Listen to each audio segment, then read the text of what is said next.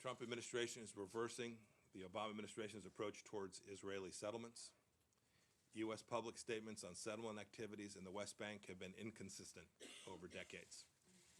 In 1978, the Carter administration categorically concluded that Israel's establishment of civilian settlements was inconsistent with international law. However, in 1981, President Reagan disagreed with that conclusion and stated that he didn't believe that the settlements were inherently illegal. Subsequent administrations recognized that unrestrained settlement activity could be an obstacle to peace, but they wisely and prudently recognized that dwelling on legal positions didn't advance peace.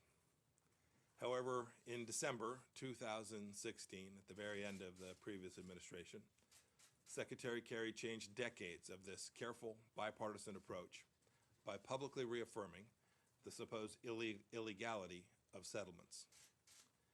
After carefully studying all sides of the legal debate, this administration agrees with President Reagan.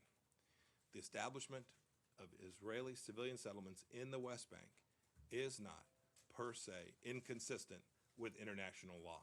I must say, sadly, there hasn't been much support for Israel in the years leading up to this. It's hard to imagine more isolation, unfortunately, at the UN as a result of this decision. We've been challenged to convince nations all across the world to stand up for the people of Israel and their nation's right to exist.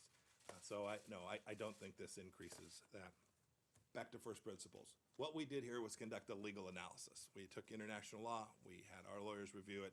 So this was not meant to send a message in any way. You're describing a message about should there be more settlements, should there be fewer settlements, how should Israeli look at the courts. This wasn't intended that at all. This was intended to be a legal review. We do believe that the result of this legal review creates the political space for a more likely resolution of the situation there. We think ultimately this must be resolved politically, and we think taking away this impediment, this idea that somehow there was going to be a legal resolution to this, we think it's folly. We think it has failed, and so we do think we've gotten to a place which creates more likelihood.